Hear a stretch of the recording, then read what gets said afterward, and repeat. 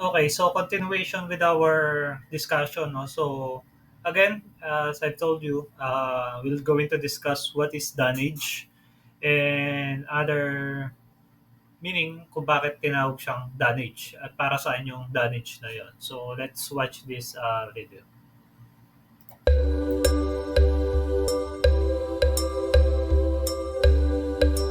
Dunnage. The primary dunnage material used in the transport of steel cargoes is wood. Numbers, dimensions, and arrangement of the dunnage is largely dependent upon the weight, dimension, and contact area of the cargo. These arrangements must be discussed and mutually agreed by the master and charterer shipper prior to loading the cargo.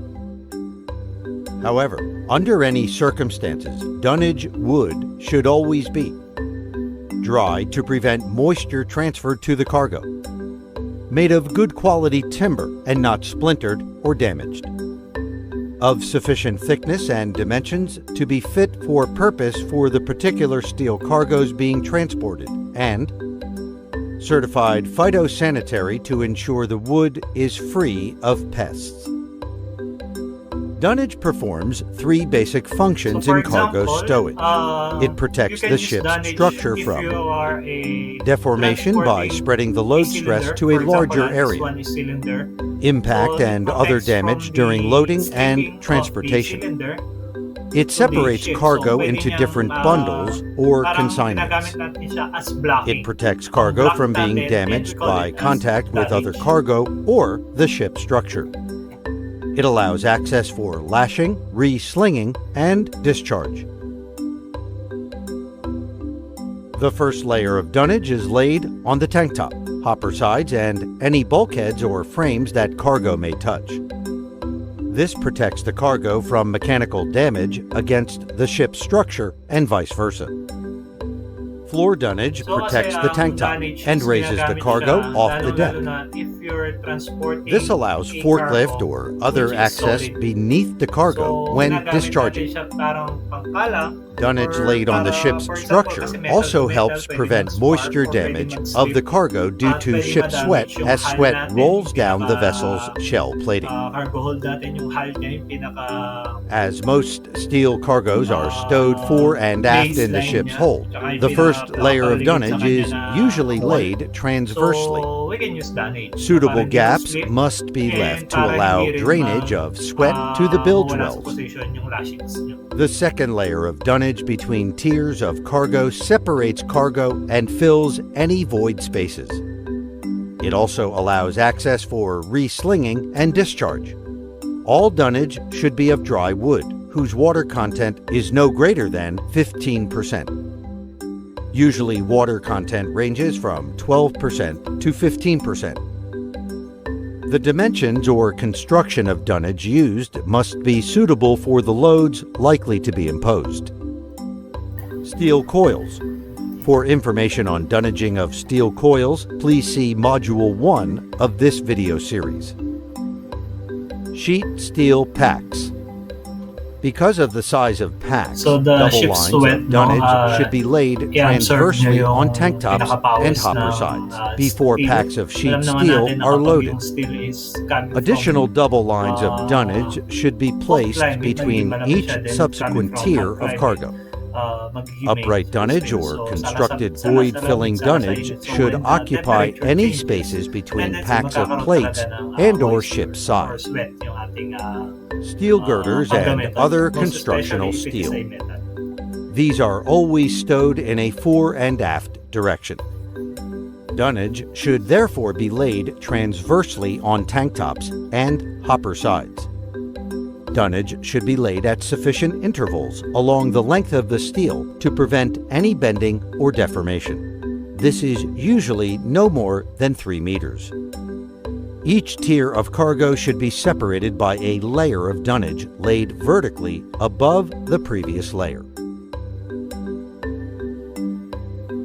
All voids between girders or packs of girders must be filled with dunnage. Dunnage must be used to bridge any gaps between the cargo and the ship side. It is not uncommon to use between 7 and 10 tons of timber dunnage per 100 tons of constructional steel cargo.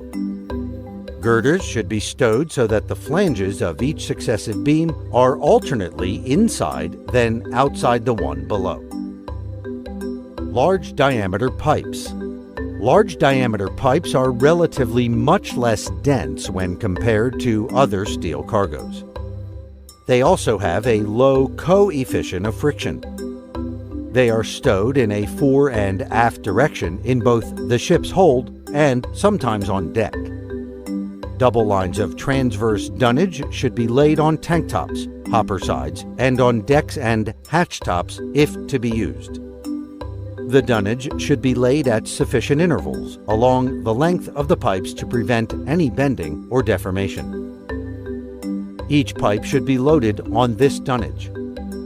A wedge is then jammed into place to the bottom dunnage on each side of the pipe to prevent it from rolling. Preferably, pipes should be stowed hard up against one another. Where the possibility of damage prevents this, they should be stowed as close as possible. Vertical dunnage is then wedged in to ensure the stow is solid and there is no room for movement of pipes. Any voids must be filled with dunnage constructed so as to resist the forces likely to be generated. Each successive tier should be stowed in the cant line of the tier below. Stows must not be too high, as this can cause compression damage of the pipes in lower tiers. It is recommended that steel cargoes are not stowed or carried on deck or hatch covers. In some cases, however, due to the configuration of the cargo or ship or other factors, carriage of steel cargoes on deck is unavoidable. When this is so, the dunnaging, lashing, and stowage arrangements and all other safety precautions and considerations must meet the requirements of the charterers responsible for stowage of the cargoes. Sideways. So far enough direction yung pipelines niya.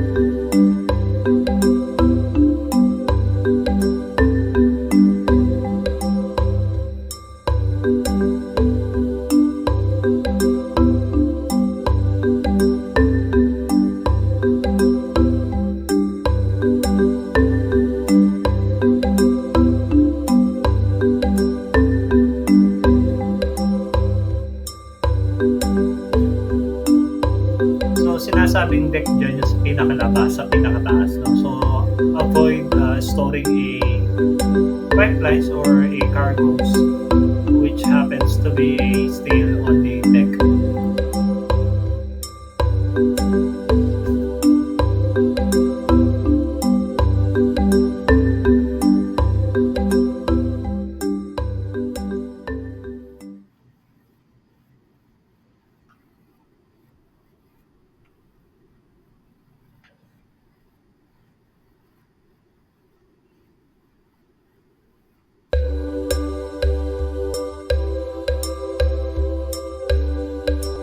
Dunnage. The primary dunnage material used in the transport of steel cargoes is wood.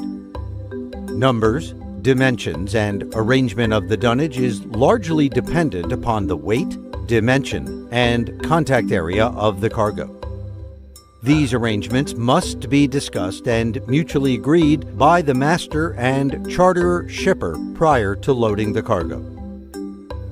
However, under any circumstances, dunnage wood should always be dry to prevent moisture transfer to the cargo, made of good quality timber and not splintered or damaged, of sufficient thickness and dimensions to be fit for purpose for the late particular damage steel transfer yung cargoes being top of the transported, hoppers, and sides, no? certified phytosanitary to ensure the wood is free of pests.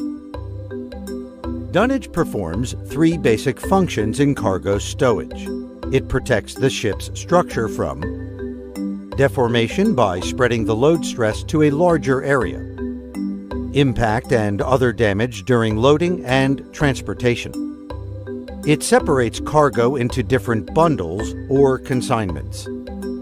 It protects cargo from being damaged by contact with other cargo or the ship structure. It allows access for lashing, re-slinging, and discharge. The first layer of dunnage is laid on the tank top, hopper sides, and any bulkheads or frames that cargo may touch. This protects the cargo from mechanical.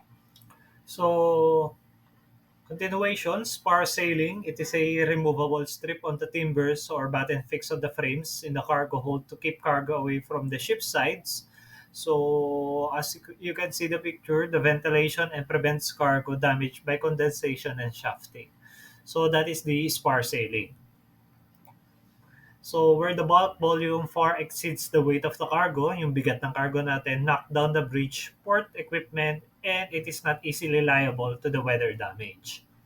So, for our beach bilge suctions, no, ito yung water suction natin, no, it is a perforated strong box fitting on the bilge suction that lines prevents from cargo residues to enter to the bilge line. So parang pinaka-strainer siya para hindi pumasok yung mga residue. So therefore, after a cargo discharge operation, the strum box, yung ito tong box na to, yung white, yung nakita nyo, should be checked and cleaned in order to ensure that the bilge suction will not be blocked. Kasi meron mga ano yan, no, mga residue na yung mga dumi, syempre hindi natanggal. So kung papabayaan natin siya, wala na siya masasanction na tubig. Tendency na block na siya ng mga dumi. So lagi na daw siyang i-check. No? If it is possible, the strum box should be always checked for corrosion. And always check if it is a corroded na, kung kinakalawang na. Para kung it is a totally corroded, pwede nyo siyang palitan or you can order it for replacement. And if it is still can manageable to pwede pa siyang magamit, no? Kailangan lang siyang still brush then paint para maayos ulit. So to prevent cargo debris, no, yung mga natatanggal sa cargo natin from the main deck being walked into the accommodation and tramped into the freshly washed cargo holds, wash down the main deck, linisin daw natin main deck and accommodation block as possible for clearing the port of discharge. So be mindful of the pollution of the cargo remains gone. Normally remains to the seabed to safety control and increase of water pressure. So always check if it is a can make a pollutant. No? So the ballast lines or deep tank should be blank when preparing the low dry cargo. Pag sinabi should be blank, nakatakip. No? Para kung magkakaroon man tayo ng dry cargo or kung mag-i-spill man, hindi matatapon through overboard. So the use of deodorizing wash, yung mga cleaning agents natin or for ozonator may be necessary to remove the strong odors from the previous cargo. So kung magpapalit tayo ng laman ng kargada natin, just for example, kanina, no, from coal to grain, so you can use a deodorizing wash to remove the strong odor from the previous cargo. So if you're going to change or if you're going to load another type of cargo. So when changing or kasama dito yung segregation and separation of cargo. So DG means a dangerous goods. So we should segregate and be verified for the compliance of the requirements with the international maritime dangerous goods. So it must be exercised when using cargo stowage and planning. So software for this purpose may have a comprehensive means for bad stowage. Ibig sabihin, mali yung pag-stowage or mali yung pag-segregate natin, and it is not following the international requirements, and it is a manually check if it is compliant, if sumusunod ba tayo sa IMDG code.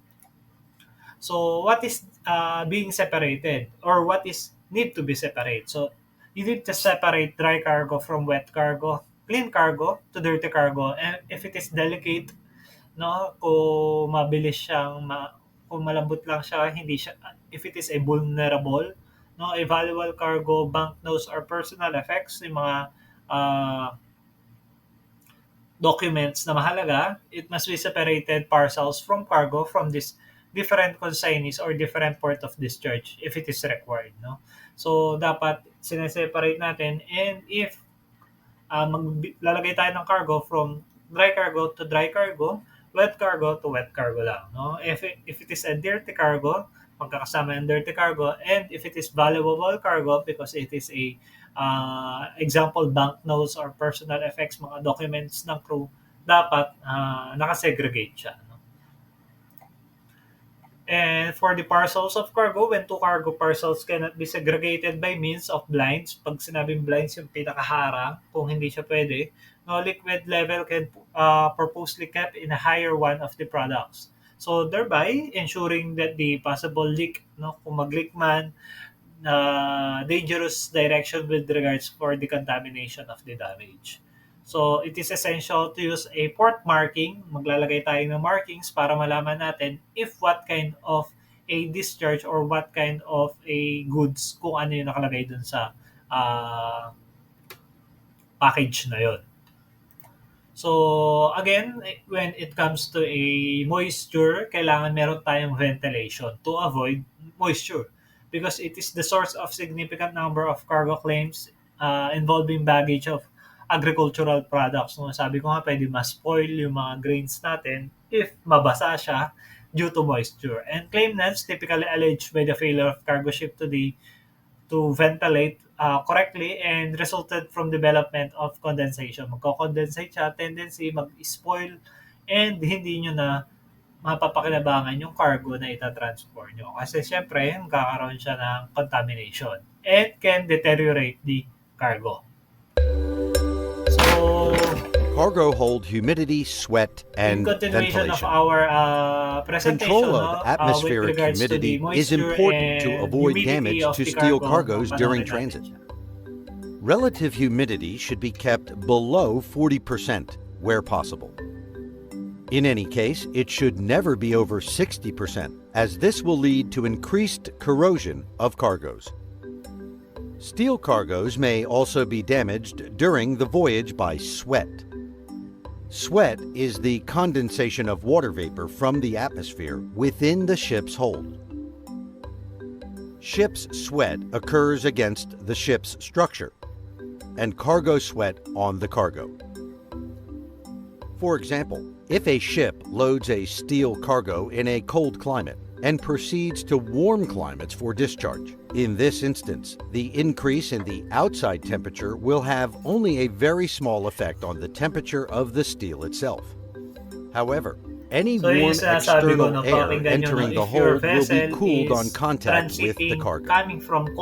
If the air reaches its dew point temperature, water droplets will condense on the cargo. Along the way, This is cargo sweat.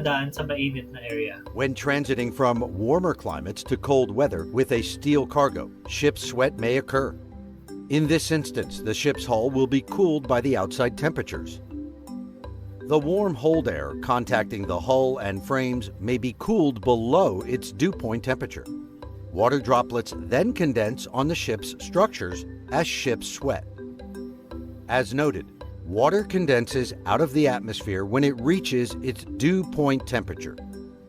At this point, its relative humidity is 100%.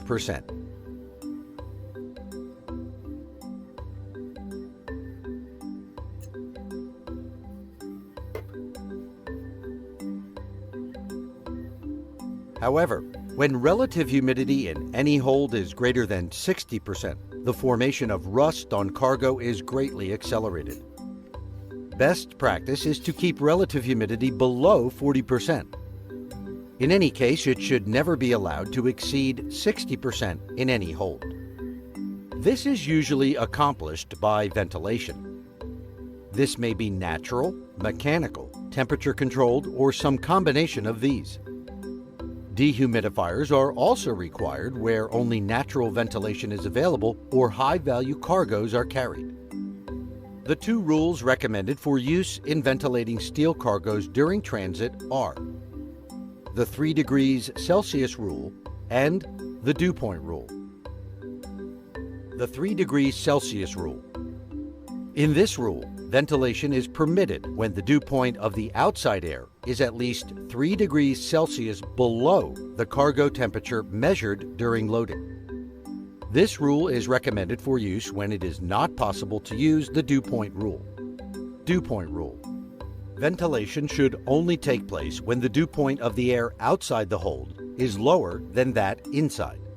In order to determine whether ventilation is appropriate, temperature readings must be taken within the hold and at an outside control point.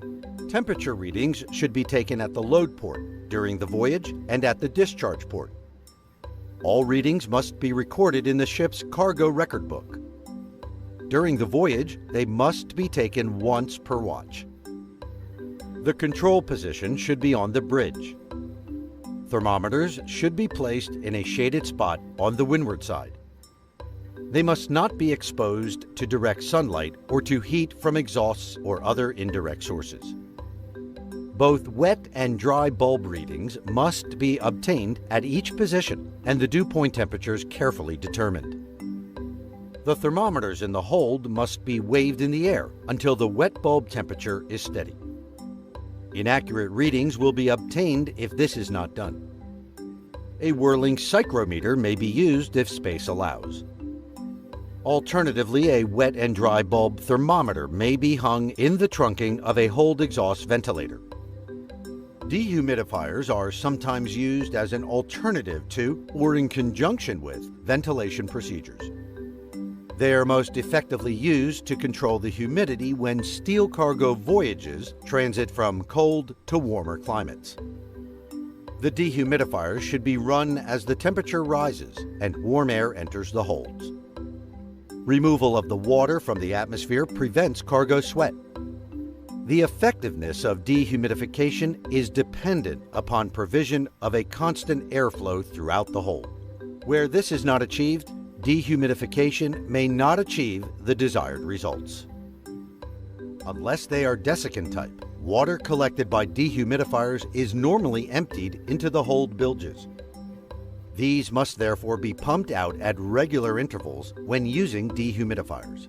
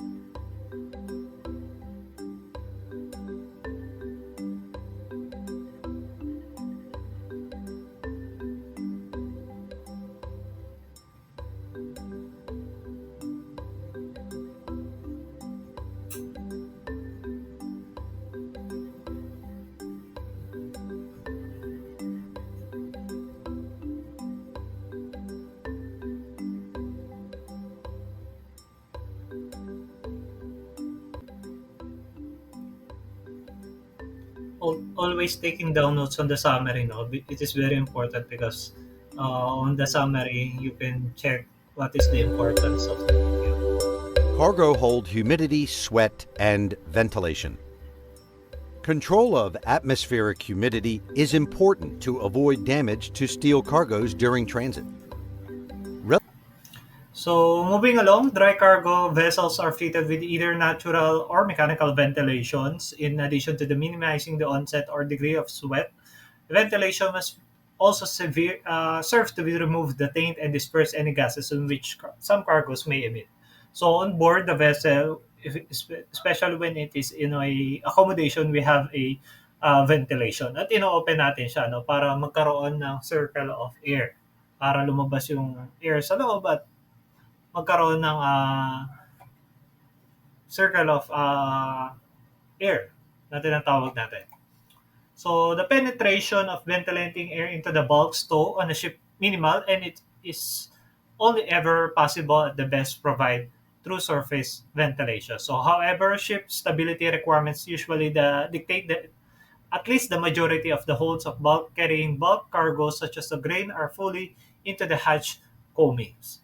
So again, no, so uh, ventilation is important, especially when you have a cargo in which na-adapt nyo yung temperature na outside climate or the temperature outside. So again, ventilation, always check and the moisture kasi pwede masira yung kargada nyo. So again, for this week, it is our topic, and later on, I will post a exercises with regards sa ating presentation and discussion. Okay? Thank you.